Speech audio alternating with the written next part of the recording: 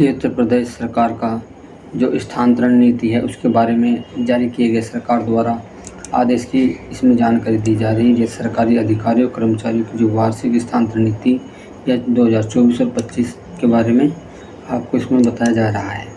आइए जानते हैं इसके बारे में क्या क्या आदेश सरकार द्वारा किए गए हैं। इसमें साफ दिखाया गया है जो समूह क और ख के जो कर्मचारी हैं या अधिकारी हैं उन सभी को, जिन्हें 3 जनपद में 3 वर्ष पूरे हो चुके हैं और मंडल में 7 वर्ष पूरे हो चुके हैं, तो उनके बारे में स्थानांतरण नीति बताई गई है। उनके हर जो जनपद के अंदर जिनके 3 साल पूरे हो चुके हैं उन्हें हर हाल में उनका ट्रांसफ़र या स्थानांतरण किया जाना जरूरी है। जिनके मंडल में 7 वर्ष पूरे हो चुके हैं उनका भी किया जाना अनिवार्य है। इसके बारे में उन्होंने साफ इस पर आदेश जारी किया कि यदि कोई भी व्यक्ति या कोई भी अधिकारी किसी भी प्रकार का सिफारिश लगाएगा स्थानांतरण नीति के अंतर्गत तो वो मान्य नहीं होगा।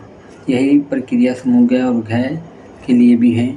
उन्होंने साफ कहा है कि इसके अंतर्गत अधिकतम 10% सीमा तक किए जा सकें। इनके जो स्थानांतरण है वे रोकने की जो संभावना है वे एक तरह से 10% तक तो रोक सकते हैं, लेकिन उनमें से ये नहीं कि आप सभी के सभी कैंडिडेट रोक देंगे। यदि वो भी उनके साथ कोई परेशानी है, कोई परिस्थिति है, उनके माता पिता या भाई या बच्चे के साथ कोई पारिवारिक घटना है तो उस जैसे विकलांग हो जाता है माता पिता, तो उसके प्रति ये किया गया है, थोड़ा सा रिलीफ दी गई है।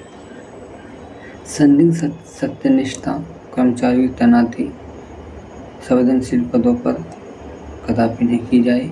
समूह के अधिकारियों को गृह जनपद की तैनाती नहीं की जाए और अधिक है कि जो गृह जनपद में तैनात नहीं किया जाएगा, परंतु प्रतिबंध यह है कि केवल जनपदीय स्तरीय कार्यालयों में ही लागू होंगे। इसी पर इसमें चौथे नंबर पर दिया है भारत सरकार द्वारा घोषित प्रदेश के आकांक्षी जिला योजना जैसे चंदौली, चित्रकूट, फतेहपुर आदि विभागों द्वारा किसी भी दशा में 2 वर्ष से अधिक जो उन्हें हो चुका है उन्हें वहाँ से स्थानांतरण किया जाएगा।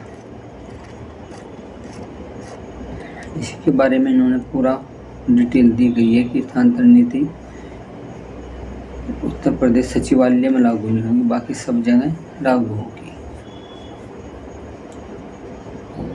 बताया है कि 8वें नंबर पर यदि किसी विभाग में संबंधित कार्य या कार्यालय में जनपद में निर्धारित अवधि के पश्चात कर्मी को उस कार्यालय में सक्षम अधिकारी कभी भी तैनात किया जा सकता है, किंतु उसके स्थानांतरण श्रेणी में नहीं माना जाएगा। लेकिन कुछ इनका कहने का मतलब है कुछ परिस्थितियों में यदि उसे वापस या किसी कार्यालय में जिसका टाइमिंग पूरा होगा उसे फिर भेजा जा रहा है तो वो कुछ परिस्थितियों के कारण भेजा जाएगा और उसके बाद जो है वो टाइमिंग उसका ट्रांसफ़र में नहीं माना जाएगा।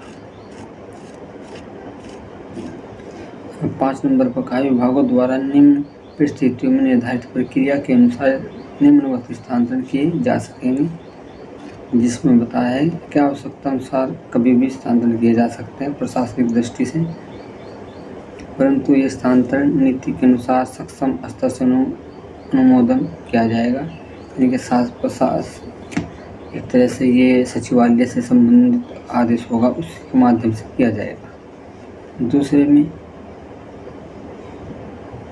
प्रोन्नति सेवा समाप्ति सेवानिवृत्ति की स्थिति में रिक्त पदों पर स्थानांतरण किए जा सकेंगे जो खाली पद है। उसके बाद तीसरे नंबर पर दिया है कर्मचारी या व्यक्तिगत कारण जैसे चिकित्सा या बच्चों की शिक्षा, शासकीय सेवा दौरान मृत माता पिता, वयस्क पालन पोषण देखभाल आदि के आधार पर स्थानांतरण होने या दूसरे अधिकारी या कर्मचारी सहमत होने पर स्थानांतरण समायोजन किया जा सकेगा, बशर्ते उस पर कोई प्रशासनिक आपत्ति ना हो। ये यहाँ पर इन्होंने बता दिया है कि किन आदमियों को थोड़ा रिलीफ मिल सकती है, किन पर नहीं मिल सकती। इसी प्रकार एक कंडीशन हो रहा है मंदित बल, यानी कि जो दल बालक होते हैं चलन प्रक्रिया में पूर्ण रूप से प्रभावित हैं, यानी कि वे दिव्यांग हैं तो ऐसे माता पिता की तैनाती अधिकृत सरकारी चिकित्सा के प्रमाण पत्र के आधार पर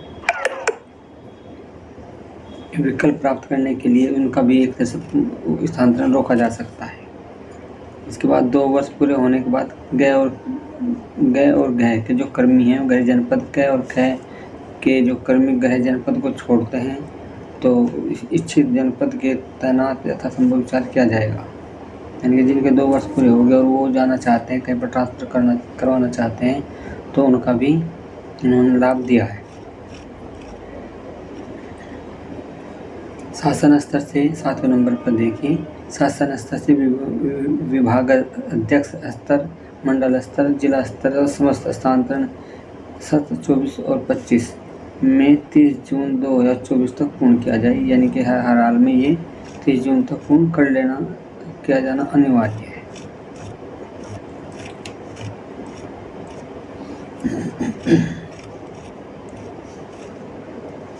बाकी इसमें इसके इस हिसाब से पूरी डिटेल दी गई, जैसा कि ये दिया गया है। इसका 11 नंबर पर उसने कहा कि स्थानांतरित कार्मिकों का जो अवमुक्त जो स्थान जिनका ट्रांसफ़र कर दिया और उन्हें जो पद से वो दिया जाना है तैनाती या उसे हटाए जाने की जो प्रक्रिया है वो उसके बारे में यहाँ पर वर्णन किया गया है। जैसे स्थानांतरित जो कर्मी के द्वारा नवीन तैनाती पद पर समय के अंतर्गत कार्यभार अगर वो ग्रहण नहीं करता तो उसका कार्यमुक्त यानी कि एक तरह से उसकी जो कार्यमुक्ति पद है वो माना जाएगा। और स्थानांतरण कर्मी को द्वारा नवीन तैनाती पर कार्यभार ग्रहण न करने पर उनके विरुद्ध प्रशासनिक कार्रवाई करेंगे। इसके बाद यह भारत सरकार द्वारा घोषित प्रदेश की आकांक्षी जिला योजना से संबंधित 8 जनपदों एवं बुंदेलखंड के समस्त जनपदों के तैनात कार्मिकों को नियंत्रण प्रक्रिया द्वारा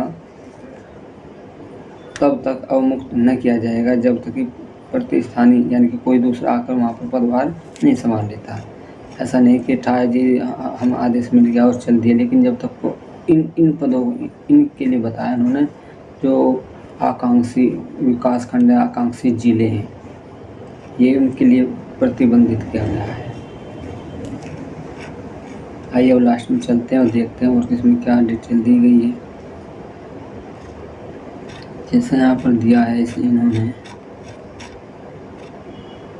12 नंबर पर उनका सरकारी कर्मचारियों के मान्यता प्राप्त सेवा संघों के पदाधिकारियों के स्थानांतरण।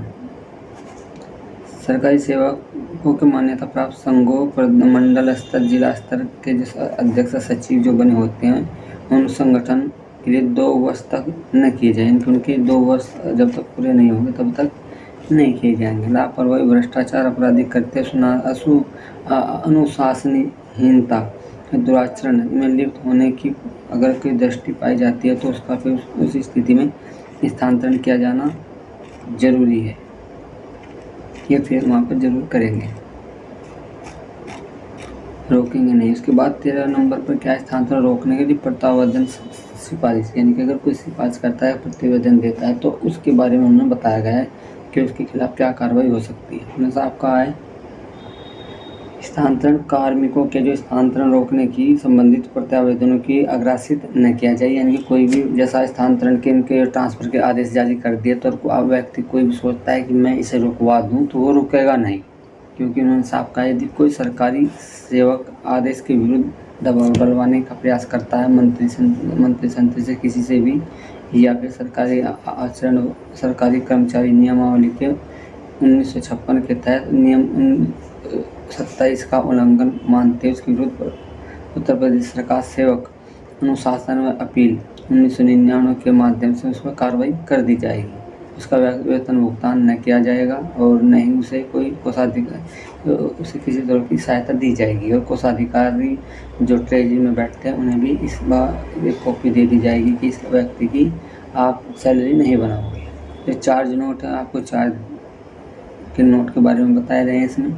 जनहित व प्रशासनिक दृष्टिकोण से मुख्यमंत्री द्वारा कभी भी किसी कर्मी को स्थानांतरित किए जाने के आदेश दिए जा सकेंगे।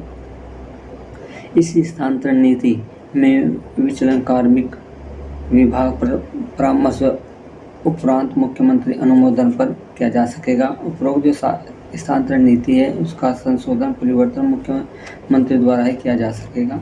कि जो सारा आदेश जारी किया गया है वो दुर्गा शंकर मिश्र जो मुख्य सचिव हैं उनके द्वारा जारी किया गया है। उसी हिसाब से